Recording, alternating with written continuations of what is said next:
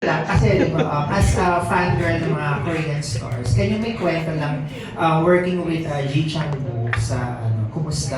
Any memorable encounter with him? You know, that whole trip, that whole shoot was really memorable for me because naging wallpaper kasi ko pa. Bihira po mag-wallpaper ng tao eh. Usually, if it's not Jesus or the Sacred Family, I always just keep it like that or anime character. So, pag naging wallpaper ko, minsan yung mahal na mahal ko kasi kumbaga inspirasyon ko yun. And that started when I saw him before sa K2, tsaka sa Healer. Kasi matagal na niya ang fan. Ang galing ko talaga mag-manifest, mother. Sobra. Kaya nga manifest ko talaga. Jungkook. Talagang love ko siya, as in, napanaw sa harapan ko. Nung first time kasi nag-meet na po kami before with Tito Manny Pacquiao, kaya Tita Jinky. So nagpa-sign na ako. Tapos nung nagkita ulit kami for kumusta, pinakita ko sa kanya yung picture. Sabi ko, pa, I met you before, ganyan. Oo, kuya ma'am, Jinky, ganon. Tapos, syempre everyday ko siya nakikita. Alam mo, ko, kinakam ko yung sarili ko, act professional. You have to act professional. Hindi ka fan. Kasama mo lang siya, katrabaho mo lang siya. Syempre, kaya nandun ako, he's an inspiration for me because he's so humble. And, syempre para sa akin, superstar siya in my head. Alam kong, I really look up to him when it comes to acting. Pag napapanood ko siya talaga, napapamura ako sa galing niya. Have you seen po his latest, the Manipulated? Oh my gosh, he's so good. And when I saw him, syempre hindi ko na talaga napigilan mag-fangirl. Opa, I saw your show, Manipulated. I finished it 2 days. Ang galing talaga niya. So, for me to be able to work with him, sobrang inspiring. And you know, right now, gusto kong ma-achieve yung ganong klaseng kumbaga kahambulan. Sobrang humble. Hindi ako maka-get over sa bait niyang tao. Tapos, hindi niya kami ini-snub ha. Hanggang ngayon, kunwari, i-message ko siya,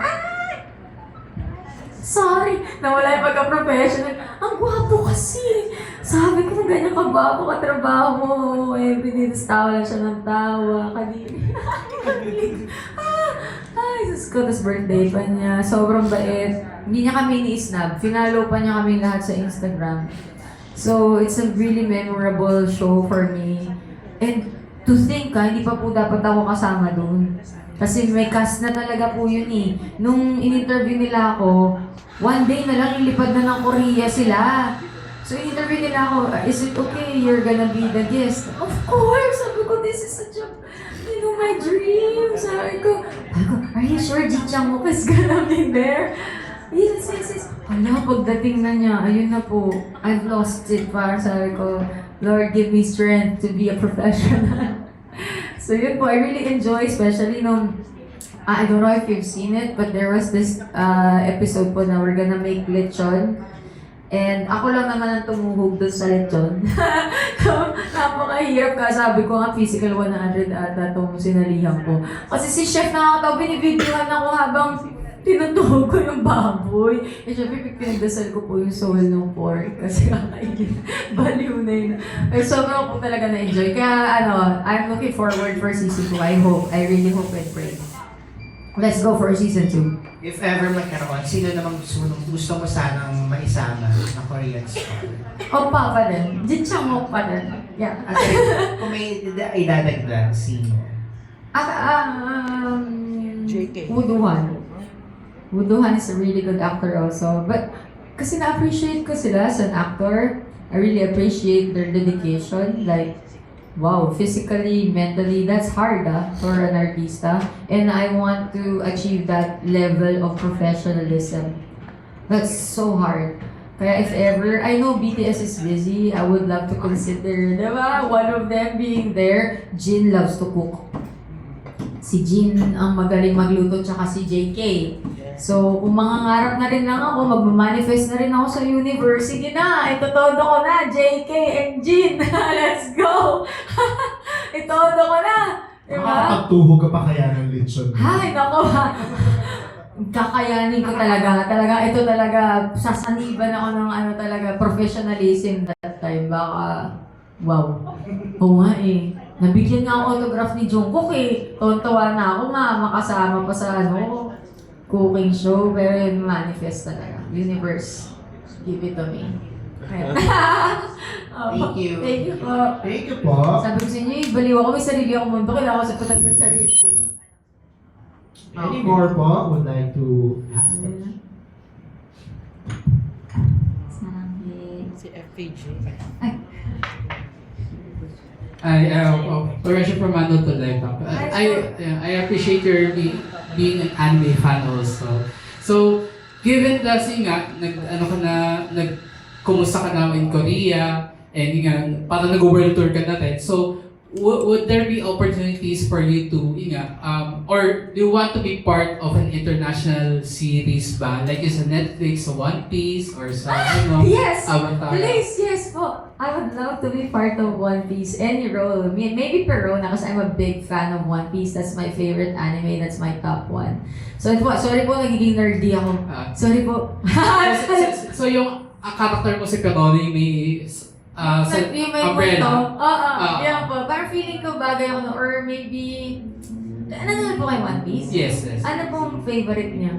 Sino po? Si Nico Ogwin. Pero yun nga, Nico maraming girl, Ogwin. maraming characters din na pwede mong... Or si ano ko, si Bonnie. Kasi pwede siya yung rin. nakapag-nika. Siya yung Yes, may powers na kapareho ni Luffy. So, exciting ko. Kaya medyo matagal pa yun na part ng ng series. Oo. Baka sobrang tanda na nila makayenyo. Pero it's such a dream. Oh my gosh, sabi ko, syempre may international dreams din ako. Di mahihinto ang pangarap ko dito. Though I've been given so much opportunity dito sa Philippines, gusto ko po talagang gumawa ng mga collaborations abroad. And One Piece is my dream. Wait, nakita niyo po may Naruto? Yun nga, may live action din yung Naruto, and also for, let's say gagawa din sa live action ng Jujutsu Kaisen, ng Lucy Gojo. So, sino yung gusto mong maging, kung ikaw yung mag-a-apply sa character for one of those seasons? Siguro sa Naruto, baka Tsunade. Ay, okay. Mag-Tsunade na lang kasi medyo tita na ako. So, baka hindi na ako pumasang Sakura. So, Tsunade. Tsaka sobrang lakas niya. Siya yung first female Hokage. Mm-mm. So, Tsunade definitely. Kung Jujutsu Kaisen, asawa ni Gojo. Wala man lang siya asawa doon. Pero, sino malakas na girl? Pwede naman siguro mag-Yuta kasi magaling din siya eh. Si Rika, yung niya, Shinigami. Yung Shinigami niya. Sino pa ba mga girl sa Jujutsu Kaisen? Si Maki. Si Maki, laki din. Siguro, umpisang Maki. Yung mga first stage ni Maki. Ang galing, fan ko kayo, Jujutsu Kaisen. Yes. Ganda ngayon, in the college. Nagkwentuhan na lang. Ganda po yun, in the college ngayon. And if ever, yung mga songs you're from the band, ano yung sa tingin mo bagay na ilagay sa, let's say, sa mga series? May bago, yung bago po namin kanta ngayon, ang title niya Senpai. Oo, May kasi Japanese parang, yan. may Japanese siya kasi parang sinulat ko siya kasi sa tagal ko na nandito sa industriya. Tapos yung mga bata, sabi ko, you cannot be entitled because I'm a senpai. Basta ko, yung lyrics ko parang they call me senpai, let's do a kanpai, medyo kawaii, sige kumawai. To all of the entitled, go praise on all your idols, been here for all these years. Let me make just one thing clear. Papunta ka pa lang, pabalik na ako. Gumawa ng kanta, kailangan bago. It's a... Ganun po siya. Excited ako kasi may record ko. Kasi sinulat ko yung song na yun ng isang gabi. Kami ng mga kabanda ko, nagiinuman na kami sa bahay. We usually do that po eh. We hang out in the house. Kasi mami ko ayaw ko palabasin eh. It's 37 na ako, tinatawagan pa ako niya pag alas 12 na. I'm grateful for that. I love my mom, she's my best friend. So yun, ginawa namin isang gabi. Sabi ko gusto ko Japanese-inspired, ganyan. Kasi, meron na akong lyrics sa utak ko eh. Chakamate kudasai, cross my heart and hope to die. Parang gano'n. Kaya sabi ko, kailangan yung chorus niya, senpai. Kasi ang tagal ko na dito, di ba yung senpai parang teacher, parang ganun, mentor. So, ayun, excited ako kasi baka kantahin namin sa duddutan.